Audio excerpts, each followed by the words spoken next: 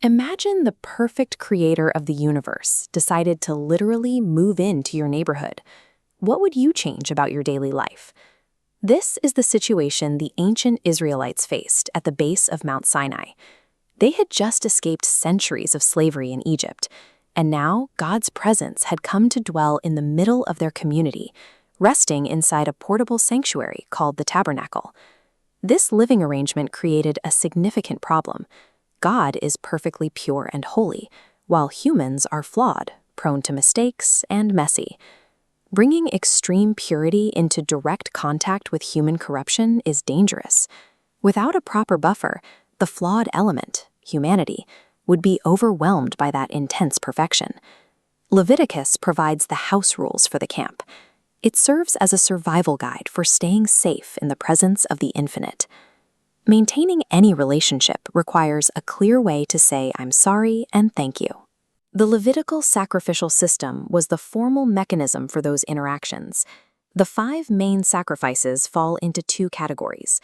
The burnt, sin, and guilt offerings provide atonement, using a substitute to cover mistakes and restore relationships. The grain and peace offerings express gratitude, allowing people to celebrate God's provision through a fellowship meal. Because these interactions were highly sensitive, God appointed house managers. Only the priests, Aaron and his descendants, were trained and authorized to perform the rituals at the altar. This combination of sacrifices and mediators ensured that inevitable human failures didn't permanently sever the community's connection to their divine roommate. Beyond the altar, daily life required attention to ritual purity. Leviticus outlines specific rules regarding diet, monitoring of skin diseases, and contact with death. In this system, ritual impurity was usually a natural, temporary state. It simply made a person unfit to enter the sanctuary, the holy zone. It functioned like a decontamination protocol for a sterile laboratory.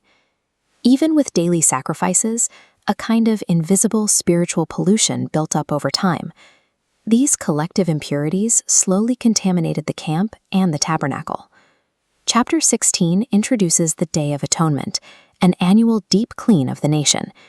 It utilized 2 goats, one to wash the physical sanctuary with blood, and another to address the people's accumulated guilt. The priest placed the nation's sins onto the scapegoat. It was then driven into the desolate wilderness, carrying the guilt out of the camp. These purity laws and the annual cleansing guaranteed the tabernacle remained a pure environment, allowing God's presence to stay with the people year after year. Respect for the divine roommate extends beyond the sanctuary walls. Abuse of a fellow guest is a violation of the house rules. In chapters 17 through 27, the focus shifts to the moral and social behavior of the entire community. This section is known as the Holiness Code. These laws govern business, family, and social justice. This section contains the command to love your neighbor as yourself. The Holiness Code also organized the Israelite calendar. It mandated the weekly Sabbath and 7 annual festivals, ensuring the people regularly paused their labor for rest and divine encounters. In Leviticus, holiness is proven through action. It requires economic fairness and the protection of the vulnerable. These rules provided the first shared culture for a people who had only ever known the orders of their Egyptian masters.